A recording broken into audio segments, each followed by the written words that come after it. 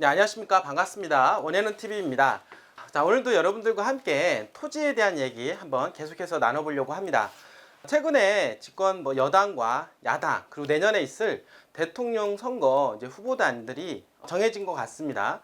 아무래도 대통령이 누가 되느냐에 따라서 어떤 정책적인 부분들이 따라가고 있기 때문에 어떤 이 부동산 시장에 전반적으로 큰 영향을 미치는 것은 당연하다라고 볼 수가 있겠는데요. 그러나 이제 새만금 쪽은요, 새만금 개발공사가 이미 들어와 있는 상태이기 때문에 어떤 정책적인 부분에 있어서 어떤 정치적인 그런 부분에 있어서 큰 영향은 미치지 않을 거라고 생각을 합니다.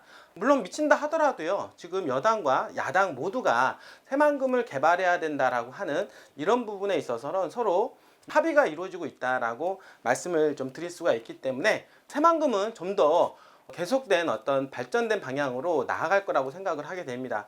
그리고 지금 새만금 개발에 있어서 2050년도까지는 꾸준하게 어떤 개발 방향이 잡혀 있다라고 볼 수가 있겠고, 그리고 이제 다가온 2030년도까지는 집중적으로 어떤 개발을 할 것으로 예상을 하게 됩니다. 그렇게 되면 아무래도 땅값의 가장 직접적인 어떤 상승하는 그런 시기를 본다라고 하면 2030년도가 가장 극대치가 되지 않을까, 저는 이렇게 생각을 하게 됩니다. 땅값이라고 하는 것은 무엇인가가 모두 완성이 됐을 때 올라가는 것이 아니라 항상 기대치가 있을 때 올라간다라고 볼 수가 있는 것이죠. 자, 그렇기 때문에 2030년도가 새만금 개발에 있어서 가장 많은 비중을 차지한다. 결국에는 2030년도를 기점으로 해서 가장 기대치가 있다라고 보기 때문에 2030년도까지 땅값이 가장 극대화가 될 가능성이 있다. 저는 이렇게 생각을 하게 됩니다. 그리고 나서는 2050년도까지는 꾸준하게 우상향을 하겠지만 어떤 상승폭이라든지 이런 부분에 있어서는 2020년도에서 2030년도까지는 따라가지는 못할 거다. 그러기 때문에 전반적으로 여러분들한테 추천을 해드리는 거는 지금 현재 시점을 말하는 겁니다. 지금 현재 2020년도이기 때문에 향후 10년도까지는 땅값이 극대화되리라고 생각을 하기 때문입니다. 지금 최근 들어서 수많은 기업들이 새만금에 들어가려고 서로 앞다투고 있다라고 볼 수가 있겠고요. 지금 현재 산업단지가 조성이 덜 되다 보니까 들어오려고 하는 기업에 비해서 산업단지가 공급이 상당히 떨어지고 있는 그런 상황으로 알고 있습니다. 벌써 2017년도 3년 전만 하더라도 들어오려고 하는 기업체 수가 많지 않았죠. 그런데 비해서 최근 들어서는 너도나도 들어오려고 하는 그런 기업체 수가 늘어나고 있다라고 합니다. 근데 그런 기업체의 어떤 특징들을 보게 되면 4차 산업혁명과 관련된 기업들, 그리고 재생에너지에 대한 어떤 기업들, 이런 기업들이 지금 이 새만금에는 채워지고 있다라고 하는 것입니다. 바로 미래지향적인 것이죠. 결국에는 미래지향적인 그런 기업들이 새만금에 채워진다라고 하는 것은 발전 가능성과 미래 가치가 높아진다. 결국에는 땅값 상승에 있어서 상당히 많은 영향을 미칠 거다라고 볼 수가 있겠습니다. 이렇게 기업들이 많이 몰리는 데는 상당히 이유가 있습니다. 정부가 주도를 하고 있다. 한마디로 말해서 바탕을 깔아주는 데 있어서 정부가 주도하고 있고요. 그리고 새만금 개발공사가 설립으로 인해서 전반적으로 지금 온기를 불어넣고 있는 그런 중에 있다라고 볼 수가 있겠고, 거기에 발맞춰서 기업들이 반응을 하고 있다라고 말씀을 좀 드리도록 하겠습니다. 새만금은 기업들이 추가적으로 어마어마하게 들어올 것으로 예상을 합니다. 자, 그렇기 때문에 새만금이 개발함으로 해서 인구 유입량을 비교할 때 새만금 개발청에서 나온 자료에 의하면 최근에 70만에서 78만 명까지 유입될 가능성이 상당히 높다라고 얘기를 하죠. 자, 이렇게 인구가 유입되는 거는 이유가 당연한 겁니다. 어떤 이유가 있을까요? 당연히 기업들이 들어온다. 기업들이 들어옴으로 해서 일자리가 만들어지고, 일자리가 만들어지기 때문에 사방팔방에서 인구가 들어옵니다. 그러므로 해서 땅이 개발이 되고, 땅이 개발함으로 해서 당연히 땅값이 올라간다라고 말씀을 좀 드리도록 하겠습니다. 자, 오늘은 이런 기사가 나왔습니다. 어떤 기사냐면 새만금 복합단지 개발사업 본격화라고 하는 것입니다. 자, 복합단지 개발사업, 이거는 뭐냐면 단지를 개발을 해서 많은 기업들을 유치하겠다라고 하는 것입니다. 제가 알기로 현재 여의도 면적만큼이나 단지가 개발됨으로 해서 많은 기업들이 유치가 될 것으로 예상을 하는데요. 지금 현재 복합단지가 개발되는 그런 지역을 보게 되면 지금 남부이축도로와 동서이축도로가 공사가 진행되고 있죠. 특히나 동서이축도로 같은 경우는 이미 공사가 완료가 일부가 됐고요. 그 다음에 남부이축도로는 2023년도까지 새만금 잼버리 대회 함께 이제 공사가 완료가 될 것으로 예상을 하게 됩니다. 자, 이렇게 되었을 때 십자가형 도로가 완성이 됩니다. 그렇게 되면은 내부용지 개발에 있어서 엄청나게 탄력을 받게 될 것입니다. 지금 오늘 소개하는 새만금 복합단지, 이 단지는 동서 이축도로와 남북 이축도로가 크로스되는, 그리고 이러한 크로스되는 인접 지역에 단지가 지금 공사가 진행될 것으로 예상을 해볼 수가 있다라고 하는 것입니다.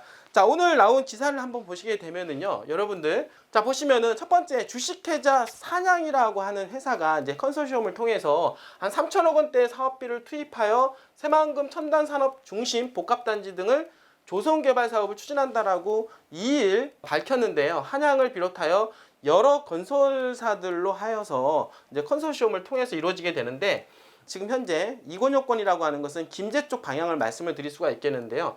대략 250만 평방미터, 그러니까 75만 평 정도가 될 것 같습니다. 여의도민족만큼 정도 될 것 같은데, 약 250만 평 정도 규모에 해당이 되는 부지에 10년 동안 직접 투자해서 대략 3,624억 원 정도 투입을 한다고 합니다. 이 단지 내 친환경 첨단산업 복합단지를 조성할 것으로 얘기를 하고 있습니다. 자, 그렇게 했을 경우에 대규모 발전 단지와 여기도 태양광과 풍력, 연료전지 이런 모든 것들은 바로 재생에너지와 관련되어 있다라고 말씀을 드릴 수가 있는 것입니다. 결국에는 뭐냐면 태양광과 풍력을 통해서 에너지를 만들게 됩니다. 전기 에너지를 만들게 되고, 이 전기 에너지를 통해서 산업들한테 뿌려주게 된다라고 하는 것입니다.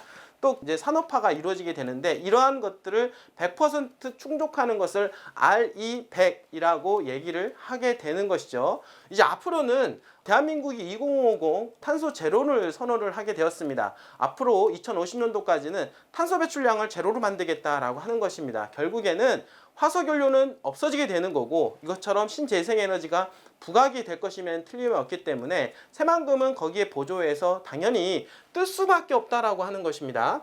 자, 향후에 미래형 첨단 정보 통신기술 뿐만 아니라 산업단지는 오늘 2031년도까지 조성하는 것을 현재 목표로 하고 있는데요. 현재 관련 기업 등 보게 되면 12개 기업 업체와 입주 확약 양해각서가 체결이 되었다라고 하는 것인데요. 이미 개발할 이 총 부지 면적에 있어서 현재 38%, 즉 한 72만 평방미터까지는 입주할 것으로 이미 MOU라든지 양해각서까지 체결되었다라고 합니다. 자, 글쎄요, 아직 시작도 안 했는데 지금 현재 38%의 기업들이 입주하겠다라고 벌써 신청이 들어오고 있다라고 하는 것이죠. 그 얘기는 뭐냐면 많은 기업들이 새만금에 지금 눈독을 들이고 있는 중이다라고 볼 수가 있겠습니다. 자, 그러면 새만금에는 이런 것처럼 산업단지만 조성만 된다라고 하면 완판될 가능성이 높죠. 이런 부분들이. 자, 그렇게 되면은 더욱더 많은 기업들이, 대기업도 들어올 것이고 중소기업도 들어올 것입니다.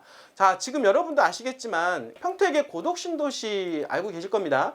거기 현재 고덕신도시 내에 삼성전자가 들어가 있습니다. 반도체 공장이 들어가게 되는데 한 120만 평 정도 규모로 삼성에서 반도체 공장을 짓고 있습니다.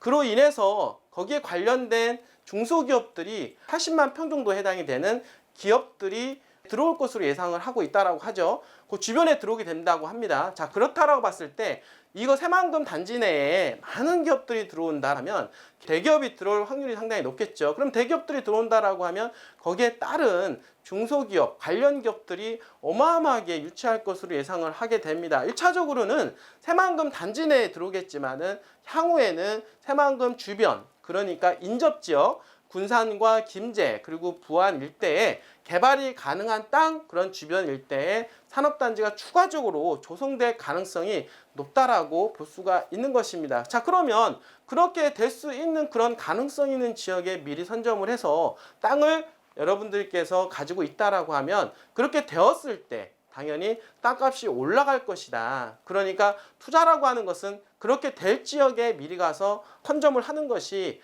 여러분들 재산 증식에 상당히 크게 도움이 된다라고 하는 것입니다. 저희 원앤원 TV는요. 그럴 가능성이 있는 지역에 항상 토지를 분석을 하고 여러분들한테 선점을 해드리고 있습니다. 그런 과정 속에서 당연히 공급량이 적은 주거지역 또는 상업지역 위주로 해서 여러분들한테 선점을 해드리고 있는데 그 이유가 있습니다. 항상 이렇게 개발지는요, 가장 땅값이 치고 올라가는 게 뭘까요? 제가 항상 패턴을 보니까 도시지역 내에 있는 주거지역, 상업지역 위주로 해서 먼저 가격 급등 현상이 벌어지는 현상을 보게 되었습니다. 그 이유가 있더라고요. 그 이유가 뭐냐면 주변에 이렇게 개발 압력이 들어가게 되면은 당연히 개발이 가능한 땅 위주로 해서 먼저 개발이 되기 때문이죠. 그 중에서 주거지역, 상업지역이 땅값이 급등하는 이유는 개발할 수 있는 면적이 적기 때문에, 한마디로 말해서 공급량이 적기 때문에 당연히 수에 따른 집가 상승이 급등하게 현재 진행이 되고 있다라고 하는 것입니다. 자, 오늘 소개한 관광 산업단지들, 이런 첨단 산업단지가 들어올 예정 지역과 연접해 있는 땅들을 저희 회사에서 보유하고 있습니다. 여러분들 투자에 관심 있으신 분들은 언제든지 저희 원앤원TV에 전해 주신다라 하면 여러분들의 자금에 맞게끔 준비되어 있으니까요. 여러분들 항상 저희 회사에 전화 주시길 바라겠습니다. 여러분들의 재산 증식과 자산 증식, 그리고 노후를 위해서 항상 준비하는, 그리고 여러분들과 함께하는 원앤원TV가 되도록 최선을 다할 수 있도록 오늘도 열심히 달려보도록 하겠습니다. 자, 오늘 그렇게 끝까지 시청해주신 여러분들 진심으로 감사드립니다.